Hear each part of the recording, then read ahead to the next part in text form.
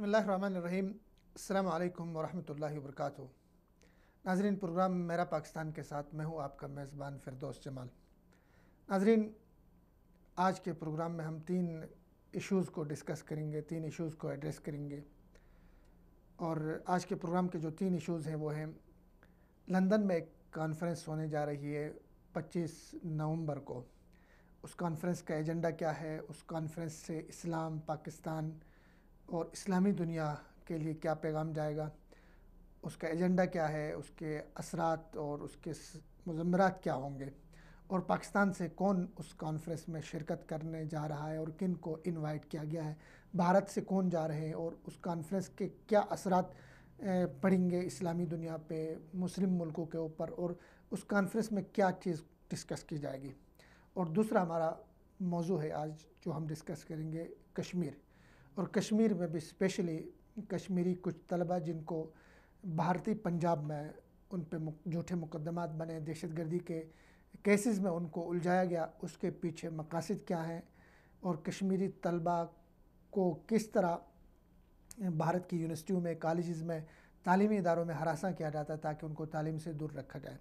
और तीसरा टॉपिक हमारा जिस पे हम बात करेंगे आज, वो हमारे हुकूमत ने जो मनी लॉन्ड्रिंग केसेस हैं उनमें जो पेशरफ्त की है उस पर बात करेंगे कि वो पेशरफ्त कितनी हो चुकी है, किस नौइयत की पेशरफ्त है, और कौम को क्या खुशखबरी मिलने जा रही है कि उनका लूटा हुआ पैसा किस किस मुल्क से वापस आ रहा है।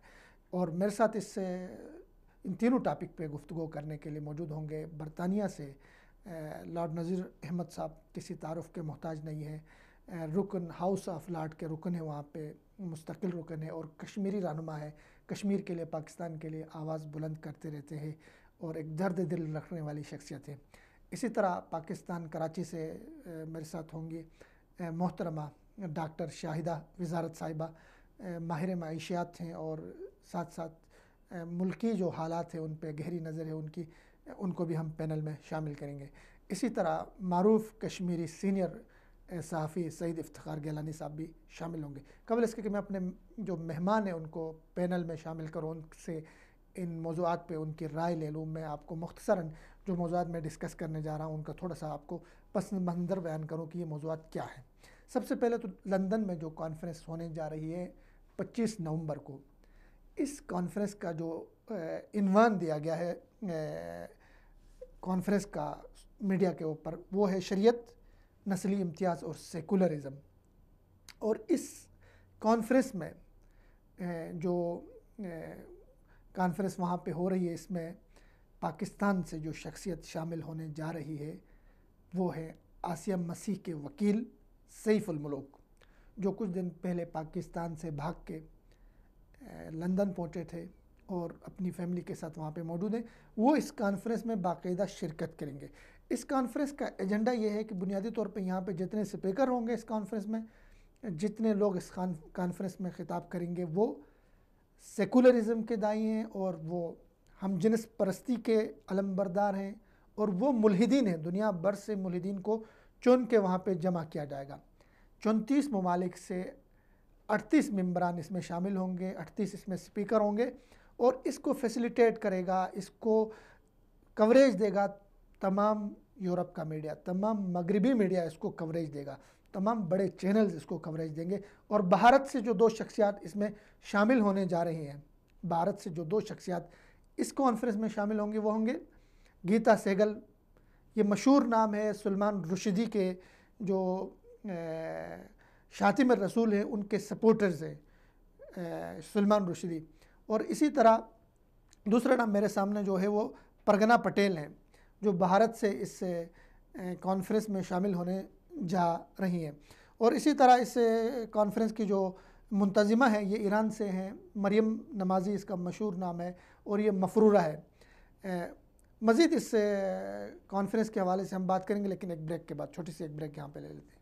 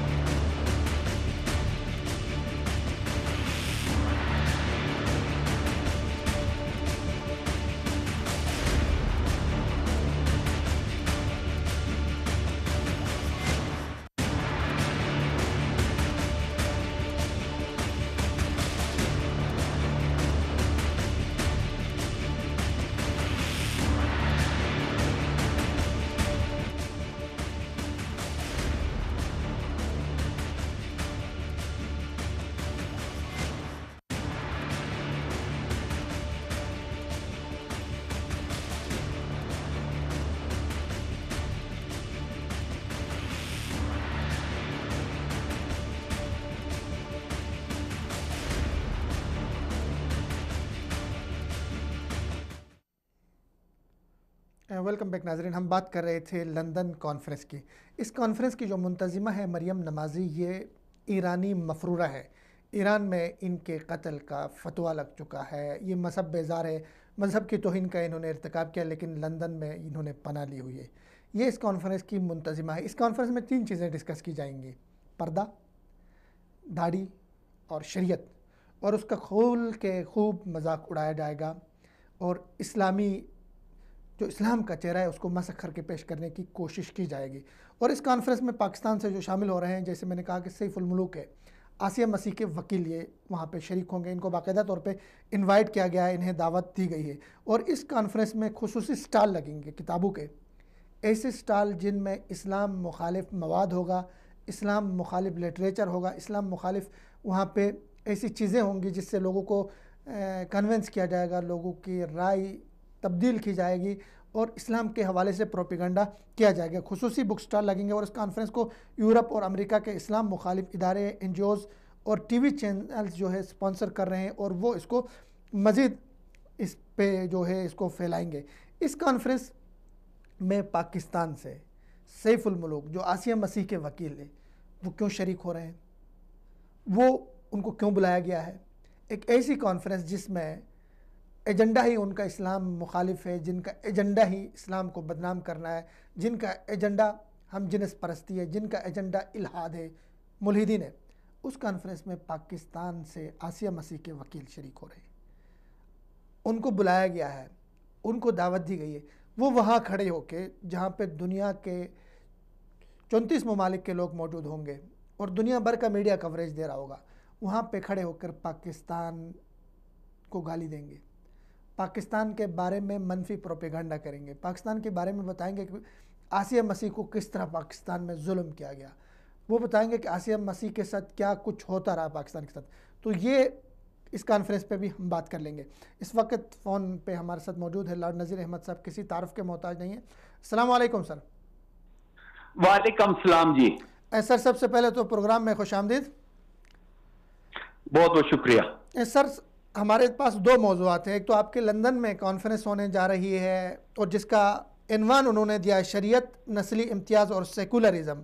और इस कॉन्फ्रेंस में जो हमारे लिए अहम बात है वो हमारे जो आसिया मसीह का वकील है सैफुल मुलूक, वो शरीक होने जा रहे हैं। और ये कॉन्फ्रेंस है हम जिनस परस्तों की, मुल्हिदों की। उस कॉन्फ्रेंस में उन्होंने डिस्कस करना है कि आसिया के साथ पाकिस्तान में क्या जुल्म हुआ। सही है कि आसिया हमारी बेटी है, हमारी कौम की बेटी है, उसके साथ पाकिस्तान के सुप्रीम कोर्ट ने उसके ऊपर फैसला दिया, वो पाकिस्तानी शहरी है। लेकिन ऐसे फोरम पे, एक इंटरनेशनल फोरम पे खड़े होकर आसिया को लेकर दूसरे मलाला बनाने की कोशिश की जा रही है। इस पे आपका कमेंट लेना चाहूँगा सर।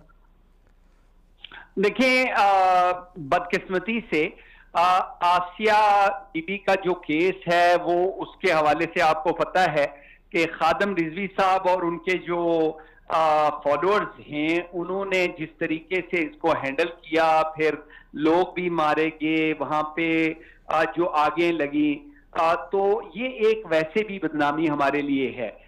मैं समझता हूं कि उनके वकील साहब को यहाँ पे नहीं आना चाहिए। ये पाकिस्तान का अंदरूनी मामला है, वहां पे बैठ के खुल के बात करें पाकिस्तान के अंदर। या तो ये होना कि उनके साथ इतना जुल्म हो रहा है कि उनकी कोई सपोर्ट नहीं कर रहा, हम लोग भी उनकी सपोर्ट कर रहे हैं आसिया बीबी की सेफ्टी के लिए। सुप्रीम कोर्ट और गवर्नमेंट ने भी उनको सपोर्ट की। तो वैसे भी बहुत सारे लोग ऐसे हैं जो इस्लामोफोब हैं, जो एंटी मुस्लिम हैं, पाकिस्तान के मुखालिफ हैं। कल ही मैंने हाउस ऑफ लॉर्ड्स के अंदर जो मुस्लिम कंट्रीब्यूशन फर्स्ट वर्ल्ड वॉर के अंदर और पाकिस्तानी जो करंट मौजूदा जो शहर हैं और इलाके हैं, 4,30,000 लोगों ने फर्स्ट वर्ल्ड वॉर में किंग एंड द कंट्री बरतानिया के लिए वो जंग लड़ी थी। 26,000 लोग जो हैं वो उसमें शहीद हुए थे। तो लोग हमारी जो कंट्रीब्यूशन और सेक्रीफाइस है उसको याद नहीं रखते, बल्कि जो छोटा सा मामला हो, एक्सट्रीमिज्म का हो, एक्सट्रीमिज्म हर जगह पे है, हर मुल्क के अंदर है। जो फैनेटिक्स होते हैं, क्रिमिनल्स होते हैं, वो हर जगह पे कुछ ना कुछ गलत काम करते हैं। तो उसको मजहब के साथ जोड़ के और पाकिस्तान के साथ जोड़ के उसको एक्सप्लॉइट करना, ये जाहिर है जो इनबिल्ट एक तो पाकिस्तान के मुखालिफ लोग और फिर जो इस्लाम के मुखालिफ लोग हैं वो जानबूझ के करते हैं। दुरुस्त सर, आपका शुक्रिया। इस पे आपका कमेंट आ गया। कश्मीर सर, कश्मीर जो लहू लहान है, कश्मीर जो ज़ख्मी ज़ख्मी है, कश्मीर जो भारत अपने आने वाले इलेक्शंस के हवाले से वहाँ पे जुल्म बढ़ा रहा है, कश्मीर के हवाले से सर कि भारत कश्मीर के ऊपर मुज़ाकरात से मफरूर था, मुज़ाकरात से भागता था, वो न 3 में न 13 में लेकिन मास्को में तालिबान से मुज़ाकरात करने चला। बहुत ज़्यादा भारत के ऊपर क्रिटिसाइज़ किया जा रहा है इसको लेकर। उमर अब्दुल्ला ने बात की, दिल्ली के अंदर जो है लोग बात कर रहे हैं, शाही मस्जिद के इमाम ने बात की। इस पर सर आप क्या कहेंगे? भारत मुज़ाकरात से तो भाग रहा है कश्मीर के ऊपर, लेकिन मास्को में तालिबान के साथ मुज़ाकरात करने के लिए पहुंच गया। देखें, ये 2-3 डिफरेंट चीजें हैं। भारत जो है बीजेपी हिंदुत्व, ये जो काओ ब्रिगेड वाले फैशिस्ट एक्सट्रीमिस्ट हैं, वो तो उनकी सियासत इसी बेसिस पे है कि वो मुसलमानों को मारे और जो माइनॉरिटीज हैं उनके ऊपर जबरदस्ती करें, जिस तरह वो करते हैं कश्मीर के अंदर। और कश्मीर के ऊपर वो जरा भी कोई निगोशिएट नहीं करना चाहते हैं, क्योंकि ये उनकी कमजोरी नजर आएगी, क्योंकि उनकी सियासत इसी बेसिस पे है, नफरतें फैलाना, जुल्म करना, जबरदस्ती करना। तो इसलिए जो है वो होता है। मैं एक और आ गई है जी,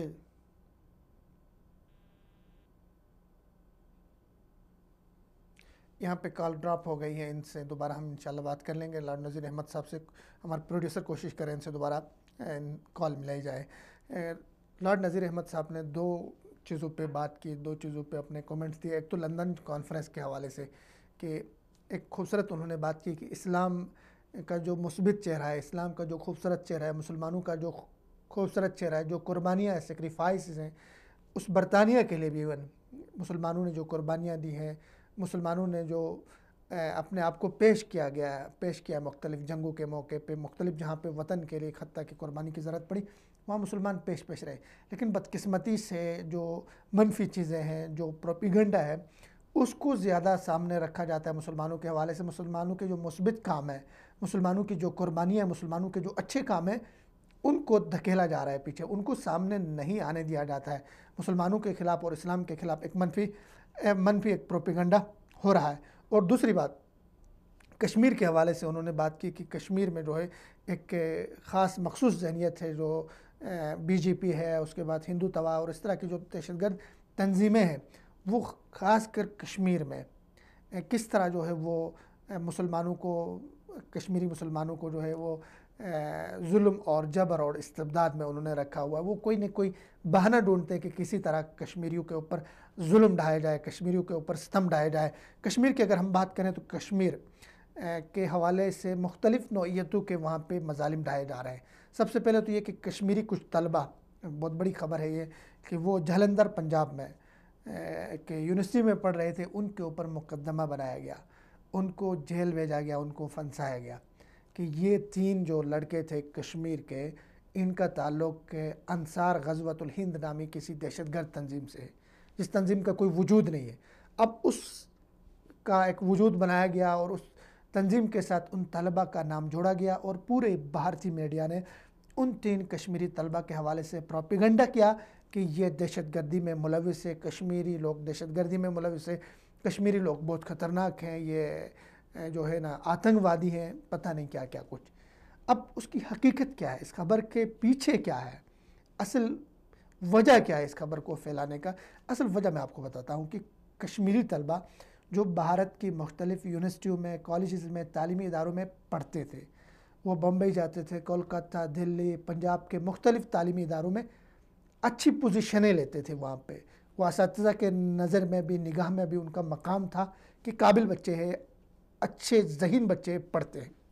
अब उन कश्मीरी तलबा ने जब तालीम के साथ साथ उन्होंने महसूस किया कि हम पे जबर है, हमारे घर पीछे महफूज नहीं है, हमारी बहनें और माएँ पीछे महफूज नहीं है, हमारे अजीज़ और रिश्तेदार पीछे महफूज नहीं है, उन्होंने एक वहाँ पे कैंपेन चलाई वो कैंपेन ये थी कि उन्होंने भारतीय लोगों को एक राब्ता उनसे रखना था और उनको आगाह करना था कि आपका मीडिया, आपकी फ़ौज, आपकी हुकूमत जो दिखा रही है कश्मीरियों के हवाले से वो दुरुस्त नहीं है। कश्मीर में जुल्म हो रहा है, कश्मीरी लोग आज़ादी चाहते हैं, कश्मीरी लोग फ्रीडम फाइटर हैं, कश्मीरी लोग एक पुरअमन जद्दोजहद कर रहे हैं। वो ना असला उठा रहे हैं, ना उनके पास कोई वेपन है, बल्कि वो भारतीय गोलियों का मुकाबला सीनों से कर रहे हैं। वो एक ऐसी कैंपेन भारत की कॉलेजेस यूनिवर्सिटीज़ में चला रहे थे, जिस कैंपेन से मुतासिर हो के हिंदू भी और सिख भी जो तलबा वहाँ पे पढ़ते हैं वो उनकी हाँ में हाँ मिलाते थे। ऐसी कई वीडियो सोशल मीडिया में वायरल हो गई कि कश्मीर के जो तलबा हैं उनके कैंपेन से मुतासर होकर भारतीय यूनिवर्सिटियों में, भारतीय कॉलेजेस में, भारतीय तालीमी इदारों में लोग कश्मीरियों के लिए आवाज़ उठाने लगे। अब हुकूमत के पास एक ही हरबा था कि किसी तरह से इसको रोका जाए, कश्मीरियों की इस आवाज़ को दबाया जाए। कश्मीरी जो नई नस्ल है, जो पढ़ी लिखी नस्ल है, उनकी आवाज़ को, जो दलील से बात कर रहे हैं, जो गोली से बात नहीं करते बल्कि दलील से बात करते हैं, लोगों को मुतासिर कर रहे हैं, वो अपनी आज़ादी के लिए कैंपेन चला रहे हैं, वो अपने ऊपर जो बीती उसके बात कर रहे हैं, जो उनके ऊपर जुल्म हो रहा है उस पर बोल रहे हैं। तो कोशिश उन्होंने ये की कि किसी तरह उनको एक झूठे मुकदमे में उलझाया जाए और उससे पूरे कश्मीर के जो तलबा है मुख्तलिफ़ इदारों में पढ़ रहे हैं भारत के, उनके रोशन मुस्तकबल को ख़त्म किया जाए। रोशन मुस्तकबल आज़ादी के हवाले से जो रोशन मुस्तकबल है, चुनांचे उन्होंने ये किया कि मैं आपको बता रहा हूँ कि उन कश्मीरी तलबा को उनकी एक NIA, एक उनकी तहकीकाती एजेंसी है जो बदनाम ज़माना है, वो किसी भी आदमी को सेकंडों के अंदर जो है पकड़ के मुल्ज़िम साबित करती है, उसके ऊपर कोई भी केस डालेगी, कोई भी दफ़ा डालेगी, उसको वहाँ पे इख्तियार कुल हासिल है।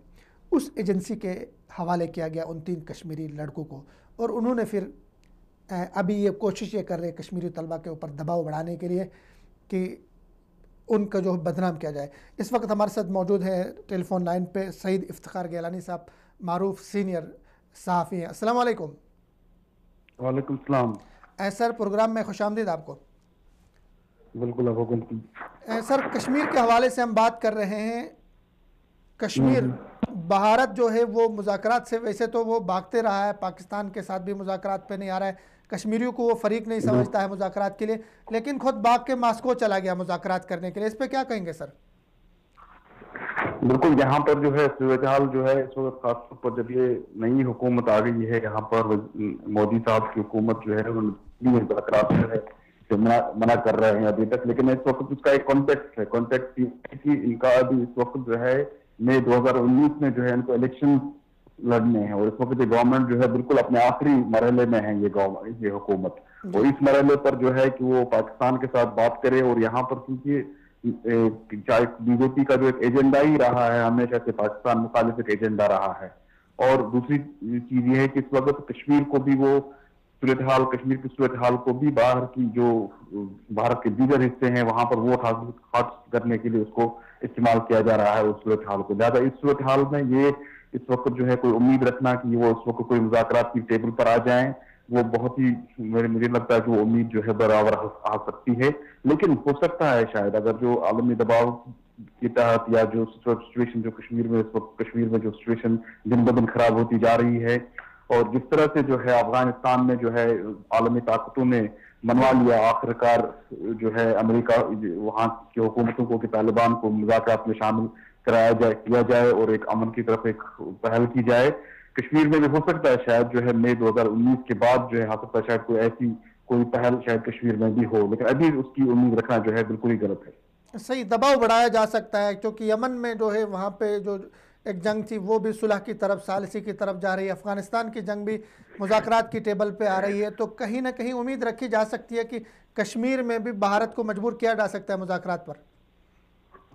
मुझे लगता है कि जब यहाँ पर इंतखाबात होंगे, शायद मई 2019 में इंतखाबात यहाँ पर होने वाले हैं, आम इंतखाबात, और उसके जो है कौन सी गवर्नमेंट यहाँ आ जाएगी, किस तरह की गवर्नमेंट आ जाएगी और उसका क्या सूरत होगी उस हुकूमत की।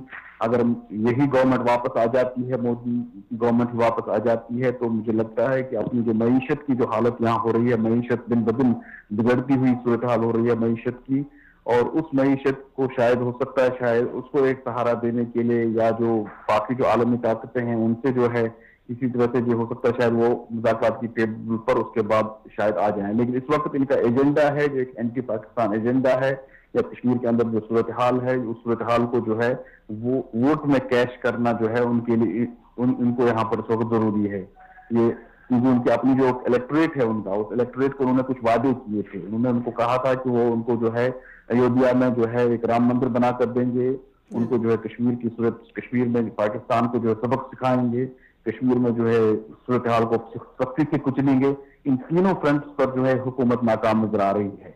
इसीलिए जो है हो सकता है शायद अब उनको शायद कुछ अकल आ जाए और इंतखाबात के बाद हो सकता है शायद किसी मुज़ाकरात की टेबल पर शायद बैठ जाएं। सही सर। दूसरा सर मेरा सवाल आपसे ये कि कश्मीरी कुछ तलबा, 3 तलबा जो जलंधर पंजाब में उन पे झूठे मुकदमात बने और उनको अंसार गज़वतुल हिंद नामी किसी तंजीम से उनका ताल्लुक़ को जोड़ा गया, कहीं इसके पीछे साजिश तो नहीं है कि कश्मीरी तलबा जो भारत की मुख्तलिफ यूनिवर्सिटियों कॉलेजों में पढ़ रहे हैं, ज़हीन तलबा हैं, उनके मुस्तकबल को तारीक किया जाए, उनको तालीम से दूर रखा जाए, उनको दहशतगर्दी के साथ जोड़ा जाए? इसको किस नज़र से देखेंगे आप? ये सिर्फ जो है ये सूरत हाल जो है यहाँ पर कोई नई नहीं है। ये पिछले कई सालों से, दहाइयों से हमने देखा है यहाँ पर कि कुछ एलिमेंट्स हैं यहाँ पर हुकूमत के अंदर, हुकूमत से बाहर कुछ ताकतवर एलिमेंट्स जो हैं जो इस तरह की सिचुएशन पैदा करते हैं। इनको जो है मुस्लिम नौजवानों को फंसाते हैं अक्सर केसों में।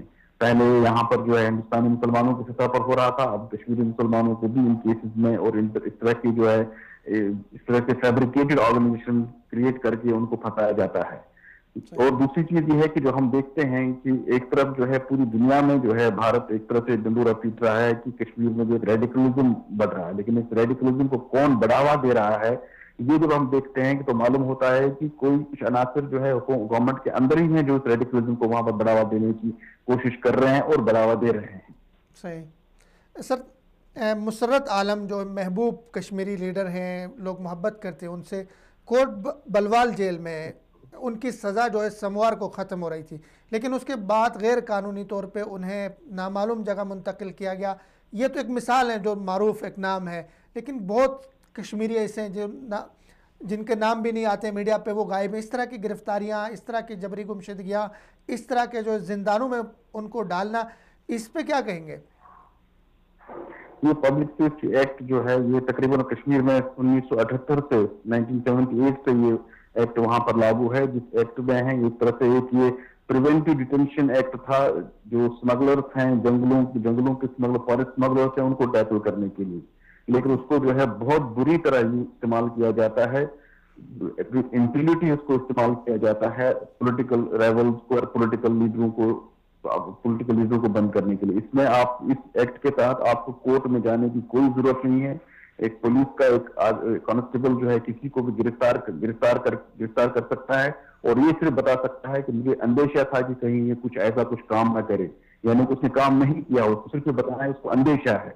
इसी कानून के तहत जो है तकरीबन 6 महीने या 2 साल तक जो है किसी को बंद रखा जा सकता है और उसके बाद एक और पब्लिक बजाय इसके उसके बाद छोड़ने के एक और पब्लिक सेफ्टी एक्ट के अंदर उसको रिसाइकल किया जाता है। ऐसे बहुत सारे केसेस हैं और कुछ ऐसे केसेस हैं जहां पर ये तकरीबन 15 साल तक रिसाइकल हुए हैं, यानी किसी को 15 साल तक जेल में रहना पड़ा है बगैर अदालत में इसको ले जाए हुए। सही सर।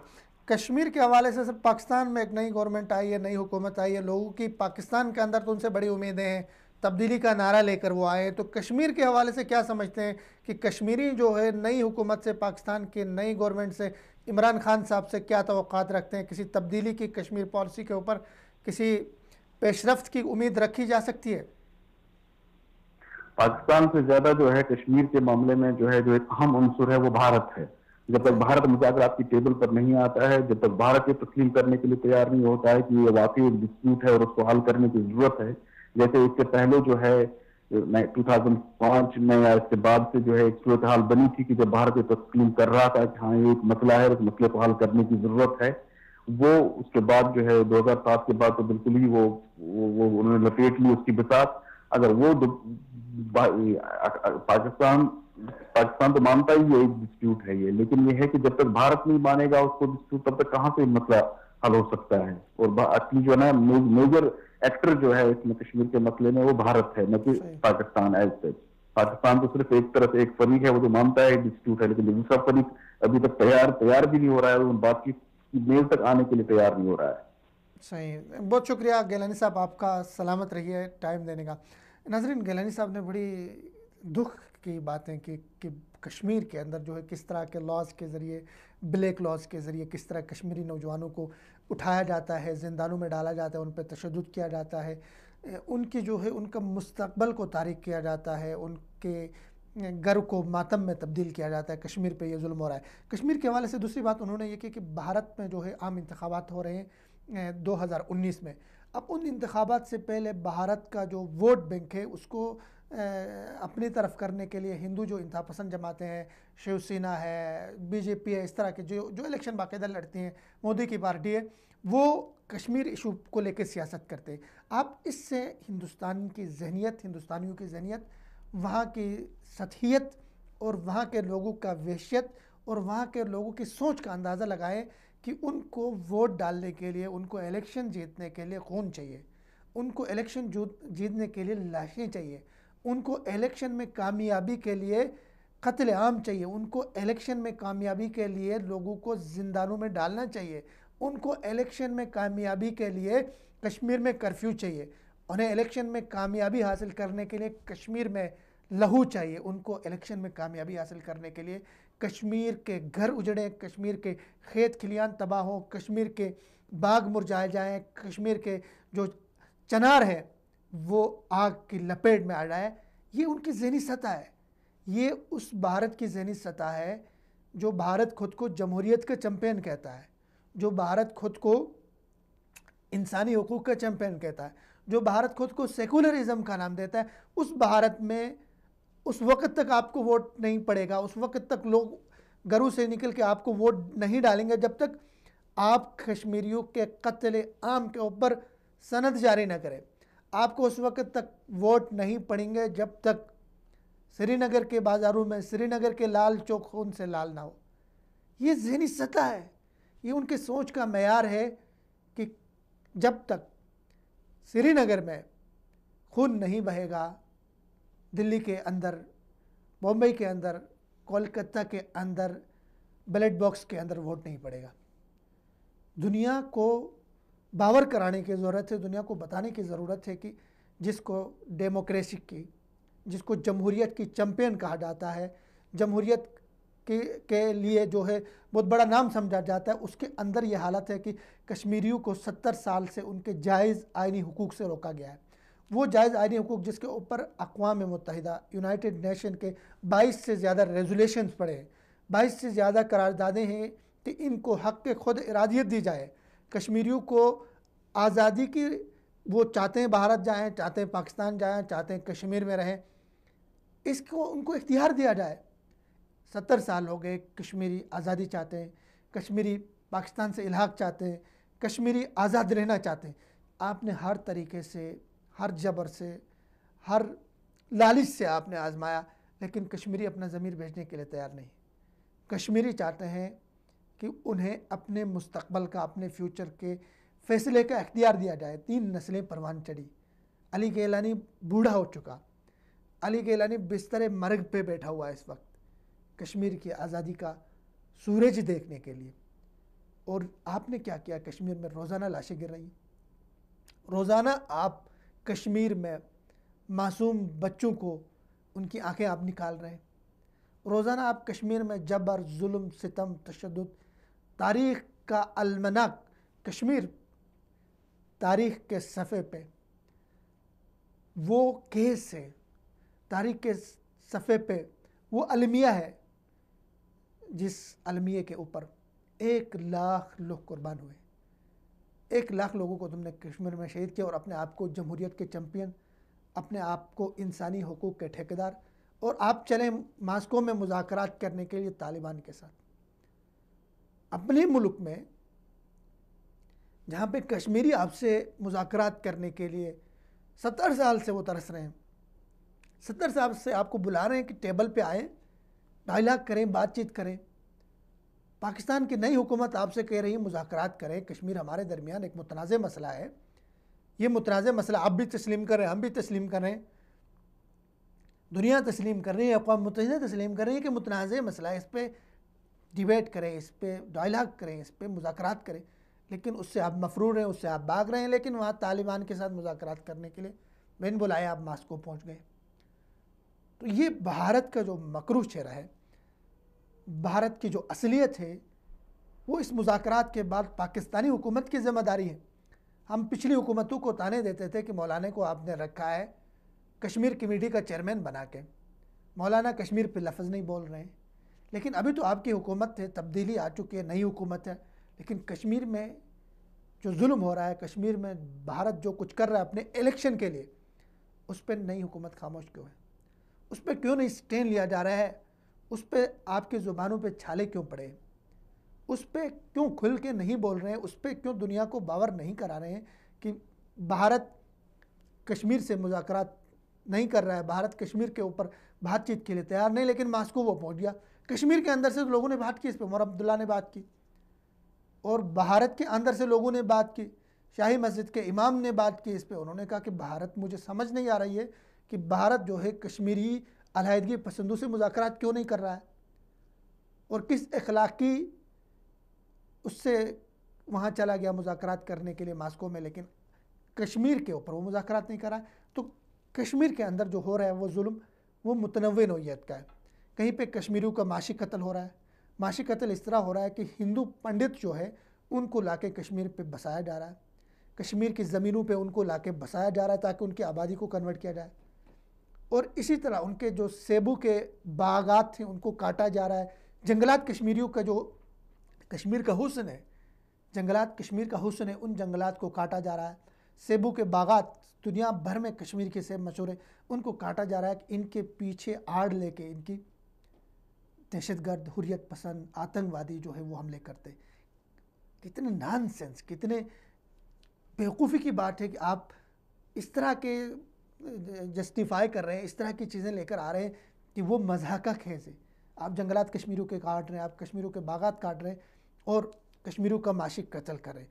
और साथ साथ आप अब कश्मीरी जो लड़के, जिस तरह कि मैंने जलंधर पंजाब की एक मिसाल देखी, वहाँ पे जो कश्मीरी तलबा पढ़ने के लिए गए थे, उनको किस तरह तालीम से महरूम करने के लिए, उनको तालीम से दूर करने के लिए, उनको किस तरह आपने एक गुमनाम तंजीम के साथ जोड़ के उनके मुस्तकबल को तारीक किया। और कश्मीरी तलबा जो दीगर यूनिवर्सिटियों में पढ़ रहे हैं, दीगर तालीमी इदारों में, उनके मुस्तकबल को भी आपने बर्बाद करने की कोशिश की। एक तो ये कश्मीर के ऊपर भारत जितना भी जबर करेगा, भारत जितना भी जुल्म कश्मीर के ऊपर करेगा, भारत जितना भी सितम कश्मीर के ऊपर डालेगा, कश्मीर का जो मुस्तकबल है, कश्मीर का जो कल है, वो आज़ादी है। कश्मीर की सुबह आज़ादी को तुलू होने से भारत का जबर, भारत के इस्तिबदाद, भारत के हथकंडे, भारत की सियासत, भारत की कहमकरेनियाँ, भारत की ये चीज़ें नहीं रोक सकती है। मज़ीद बात कर लेंगे अगले टॉपिक पे एक ब्रेक के बाद।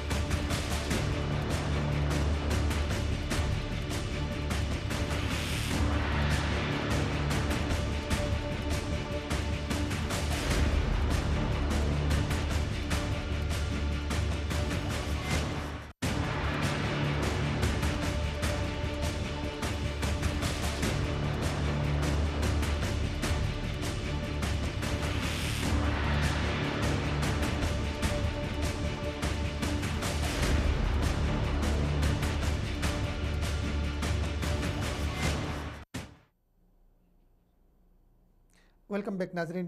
कश्मीर के हवाले से आज की खबर यह है कि कश्मीर में आसिया नामी एक बहन को भारतीय काबिज फोर्सेस ने, सिक्योरिटी फोर्सेस ने तहवील में लिया है, उनको गिरफ़्तार किया गया और उनके ऊपर ये इल्ज़ाम लगाया कि इनका दहशत गर्दों के साथ ताल्लुक़ था। पहले तो वो किसी तरह से भी किसी ज़ुमरत को, किसी जुन्नेरा को, किसी आसिया को उठाते थे, उसका रेप करते थे, उसका कत्ल करते थे और 10,000 कश्मीरी इफ़्फ़त माब, इज़्ज़त माब बहनों के अंचल को भारतीय आर्मी ने तार तार किया। उस पर दुनिया खामोश रही, बहुत महदूद हद तक उस पर अगर किसी ने बात की तो उससे भी भारत घबरा के अभी नए हाथ कंडा उन्होंने इस तरह शुरू कर दिया है कि किसी भी इज़्ज़तदार बहन को, किसी भी इफ़्फ़त माब माँ को, किसी भी बहू को, बेटी को वो घर से उठाता है और उठा के इल्ज़ाम ये लगाता है कि इसका दहशतगर्दी के साथ ताल्लुक़ था। उठाता है और उस पर इल्ज़ाम लगाता है कि ये आतंकवादियों के लिए सहूलतकार थी। ये इंतहाई ख़तरनाक बात है, ये इंतहाई जबर की बात है, ये इंतहाई हमारे लिए दुख और अफसोस की बात है, हमारे लिए शर्मिंदगी की बात है कि एक हमारा हिस्सा जिसको हम शहरक कहते हैं, उस हमारे हिस्से में काबिज फोर्स, एक आर्मी जो है वो उठती है, आती है, किसी भी वक्त किसी घर पे दस्तक दिए बिना दाखिल होती है और किसी भी इज़्ज़तदार बहन को, बेटी को, बहू को उठा के ले जाती है और उसके ऊपर मुख्तलिफ़ किस्म के चार्जेस लगाती है, उसके साथ इंतहाई वहशियाना और दरिंदगी का सलूक करती है। आसिया को आज उठाया गया, आसिया के ऊपर ये इल्ज़ामात लगाए गए, नहीं मालूम कि आसिया के साथ आगे क्या होने जा रहा है। इस तरह कश्मीर की हर आसिया, कश्मीर की हर ज़ुमरत, कश्मीर की हर बहन, बेटी और बहू के साथ ये कुछ हो रहा है और हमारी रियासत पाकिस्तान जो कश्मीर का पुश्तैबान है, जो कश्मीर के लिए 3 जंगें अभी तक लड़ चुका है, अभी इस स्टेज पे पहुंचा है कि हम सिवाय भारत के ऊपर बयानात देने के, सिवाय कश्मीर के हक़ में 2-4 बातें करने की, अमली तौर पे कुछ करने की पोजीशन में नहीं। हमें अमली तौर पे सोचना पड़ेगा, सोचना चाहिए कि पाकिस्तान भारत के हाथ को रोकने के लिए, भारत के जबर को रोकने के लिए, भारत की दहशतगर्दी को रोकने के लिए, कश्मीरियों के कत्ल आम को रोकने के लिए, कश्मीरियों की लुटती इज़्ज़तें, लुटते आंचल रोकने के लिए उन्हें क्या करना चाहिए, इस पे सोचना चाहिए। पाकिस्तान की नई हुकूमत को ऐसा लाया अमल तरतीब देना चाहिए कि दुनिया में इस वक्त दुनिया जंगों से वापस लौट के आ रही है मुज़ाकरात की टेबल की तरफ। ख़ासकर हमारे रीजन में कम से कम अफ़गानिस्तान में तालिबान मुज़ाकरात करने जा रहे हैं, यमन में सालिसी की बातें हो रही है, इसी तरह खलीजी ममालिक के अंदर जो आपस में उनकी दूरियां हैं वो कुर्बतों में तब्दील हो रही हैं। तो भारत को भी मजबूर किया जा सकता है, भारत भी हमारे रीजन में है कि उनको टेबल पे लाया जाए, उनके साथ टाक किया जाए। हमारे साथ इस वक्त टेलीफोन लाइन पे मौजूद है डॉक्टर शाहिदा वज़ारत साहिबा। अस्सलाम वालेकुम। वालेकुम अस्सलाम। डॉक्टर साहिबा, सबसे पहले तो मेरा सवाल आपसे ये है कि कश्मीर पे जो है भारत मुज़ाकरात के लिए तैयार नहीं, राह फ़रार इख्तियार करता है, लेकिन मास्को में वो चला गया तालिबान से मुज़ाकरात करने के लिए, इस पे आप क्या कहेंगे? देखिए, भारत का बहुत दोहरा मेयार है और मैं समझती हूँ कि भारत जो है वो ताकत के बलबूते पे ये कश्मीर में तमाम मजालिम कर रहा है और मैं समझती हूँ कि हमें चाहिए कि अपनी इस्तिफादी जो कोशिशें हैं उनको बढ़ाएं। मैंने कई दफ़ा रूस के, जब भी मैं रूस गई, मैंने उन लोगों को मशवरा दिया कि रूस ने पहले भी पाकिस्तान और हिंदुस्तान के बीच में ताशकंद मुआहिदा कराया था और मैंने कहा उनसे कि आप देखिए कि कश्मीर की वजह से इतने ताल्लुकात दोनों मुल्कों के खराब है, पूरा खित्ते का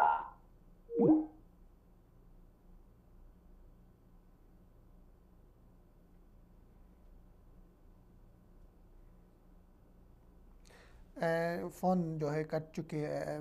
कोशिश करते हैं हमारे प्रोड्यूसर के दोबारा उनके साथ, डॉक्टर साहिबा के साथ हमारी बात हो जाए। डॉक्टर साहिबा ने एक बात की तरफ इशारा किया कि ताशकंद जो मुआहिदा हुआ था बिटवीन इंडिया पाकिस्तान कश्मीर के ऊपर। जी डॉक्टर साहिबा, मैं कह रही थी कि देखिए हिंदुस्तान बहुत सरगर्मी कर रहा है कश्मीर पर, ये बहुत जुल्म कर रहा है वहाँ के लोगों पे और सिर्फ ताकत के बलबूते पे वो ये सब कुछ कर रहा है। और इसलिए मैं समझती हूँ कि उनको चाहिए कि मेरा ये नंबर जो वो खत्म होने वाला है चार्जिंग। मैं ये कह रही थी कि मैंने कई दफा में जब भी वहां गई रूस, तो मैंने उनको मशवरा दिया कि कश्मीर की वजह से पाकिस्तान, हिंदुस्तान का और पूरे खित्ते का ये जो अमन है ये खतरे में है। और मैंने उनसे मशवरा दिया कि रूस को चाहिए कि कोई इनिशिएटिव ले और पाकिस्तान, हिंदुस्तान को यकजा करे और कश्मीर का मसला हल करने की कोशिश करे। जी जी, तो आप समझते हैं कि ये एक बेहतरीन मौका है कि तालिबान मुज़ाकरात की टेबल पे आ रहे हैं, यमन में सालिसी की बातें हो रही, तो हमारे रीजन में जो फाइटर्स थे, लड़ने वाली तहरीकें थी, वो एक मुज़ाकरात की टेबल पे आ रही हैं, तो हम भी भारत को मजबूर कर सकते हैं, भारत को कन्विंस कर सकते हैं कि वो भी कश्मीर पे मुज़ाकरात करें। ये बेहतरीन मौका है। मेरे ख्याल में भारत की हरदर्दी की वजह से मैं कह नहीं सकती हूँ। मैं जरा आपको एक और नंबर दे दूँ, इस नंबर की चार्जिंग खत्म होने वाली है। जी जी, प्रोड्यूसर साहब आपसे दोबारा बात करते हैं इस मौजू पे, आपको लाइन पे ले लेंगे। डॉक्टर साहब बात कर रही थी, उनके मोबाइल का कोई इशू था, बात पूरी नहीं हो सकी कि कश्मीर के ऊपर जो है भारत और पाकिस्तान के दरमियान जो है वो रूस में मुज़ाकरात हुए, ताशकंद माहिदा हुआ और ये सब कुछ हुआ। तो ये भी एक बेहतरीन मौका है कि अफ़गानिस्तान में मुज़ाकरात हो रहे हैं, यमन में सालिसी की बातें हो रही हैं, तो एक मौका हमारे पास है कि हम जो है भारत के साथ मुज़ाकरात दोबारा शुरू करें कश्मीर पे, और भारत को दबाव पे, उन पे दबाव डाला जाए आलमी ताकतों से, भारत को जो है आलमी ताकतों से प्रेशर डलवाया जाए कि कश्मीर के ऊपर मुज़ाकरात के लिए टेबल पाए। कश्मीर पे हम अपनी बात को जारी रखते हैं। अपने आखिर में मैं कश्मीर के हवाले से एक दूसरे में मौजू है उस पर बात कर लूँगा, लेकिन हम एक अपने तीसरे टॉपिक को शामिल करते हैं प्रोग्राम में, मनी लॉन्ड्रिंग के हवाले से। पाकिस्तान की हुकूमत ने पेशरफ्त की, और पेशरफ्त ये है कि 10 ममालिक से 700 अरब की मनी लॉन्ड्रिंग की तफसीलात मिल चुकी हैं। पाकिस्तानी कौम का लूटा हुआ पैसा 10 ममालिक में, जो अभी सिर्फ 10 ममालिक आए हैं, बहुत सारे ममालिक में हैं, उनमें से 10 ममालिक, उन 10 ममालिक में 700 जो है वो अरब की मनी लॉन्ड्रिंग हो गई पाकिस्तान से, पाकिस्तानियों का पैसा, उसको वापस लाने की बातें हो रही, बहुत खुशाइन बात है। और इसी तरह दूसरी एक बात जो है वो ये कि बड़े बड़े मगरमच्छ जो बड़ी बड़ी बातें करते थे, जो बैठ के टीवी चैनलों पे बयान दे रहे थे कि अगर किसी फालूदे वाले का, अगर किसी रिक्शे वाले का, किसी नाई का, किसी मोची के अकाउंट्स में अरबों रुपए डाले हैं तो मेरी मर्ज़ी मैंने डाले, वो लोग भी, उनके ऊपर भी गहरा तंग होने जा रहा है, उनके गर्दनें भी मापी जा चुकी है, उनके ऊपर भी मुश्किल वक्त आने वाला है, उनका भी यौम हिसाब और यौम एहतसाब होने वाला है। इसी तरह आज सुप्रीम कोर्ट में ने एक बयान दिया है कि नेब मुकदमात में सबको पकड़े या सबको छोड़े, यानी जो एहतसाब हो रहा है ये सबका हो, इसमें यकसा एहतसाब हो। एक जो तासुर है कि इसमें यकसानियत नहीं है, इसमें सब मुजरिमों को नहीं पकड़ा जाता है, इसमें कुछ को जो है छोड़ा जा रहा है। इसमें मज़ीद उन्होंने कहा कि नेब आंखें क्यों नहीं खोलता, 7 अफराद ने ट्रांजैक्शन की, सिर्फ 2 पकड़े गए। ये बात भी दुरुस्त है, सुप्रीम कोर्ट ने दुरुस्त तरफ तवज्जो दिलाई है कि हमारे यहाँ अगर 10 लोग करप्शन में मुलविस हैं तो 5 के साथ डील की जाती है और 5 को पकड़ा जाता है। ये तरीका नहीं होना चाहिए। एहतसाब सबका हो, बिला तफरीक हो, सब पार्टियों में जितने करप्ट हैं, पार्टियों से बाहर जितने करप्ट हैं, जितने माफियाज हैं, अगर पाकिस्तान को आगे लेके जाना है, अगर पाकिस्तान को महफूज बनाना है, अगर पाकिस्तान को आगे लेके तरक्की दिलानी है, पाकिस्तान को गुर्बत से उसको उठाना है, आम आदमी के मैार ज़िंदगी को उठाना है, तो आपको इस करप्शन के अफरीत पे, इस करप्शन के जिन पे, इस करप्शन माफिया के ऊपर आपको कंट्रोल करना होगा। और करप्शन माफिया पे कंट्रोल लोगों को एनआरओ दे के नहीं होगा, कुछ लोगों के ऊपर मेहरबानियाँ फरमा के, कुछ के ऊपर सियासी डील करके, कुछ को छोड़ के कुछ से इंतकाम, ये नहीं होगा। अगर एहतसाब करना है, अच्छी बात है, नई हुकूमत का सबसे ज़्यादा ज़ोर इस वक्त तक इमरान खान साहब की जितनी स्पीचेस हुई, जितनी तकरीरें हुई, सब पे उन्होंने ये ज़ोर दिया है कि किसी को नहीं बख्शा जाएगा, एहतसाब होगा। लेकिन अमली तौर पे एहतसाब ये है कि होता हुआ नज़र आए। बड़े बड़े जो मगरमच्छ हैं आज़ाद फिर रहे हैं, अगरचे उनके जो है वो करीब है, लेकिन जब तक उनको नहीं पकड़ा जाता, जब तक उनका एहतसाब नहीं होता है, जब तक उनको जेलों में डाल के उनसे पैसे नहीं निकाले जाते। सिर्फ जेलों में डालना काफ़ी नहीं। हमारे यहाँ एक गलत काम ये होता है कि हम किसी को, उसने जो है अरबों रुपए लूटे हैं मुल्क की ख़जाने से, उसको कुछ सालों के लिए जेल डालते हैं, उसकी ज़मानत होती है, वो निकलता है, फिर जाके वही अपने पैसा जो बाहर मुल्क में रखा हुआ उस पर ऐसी करता है। ऐसा नहीं होना चाहिए।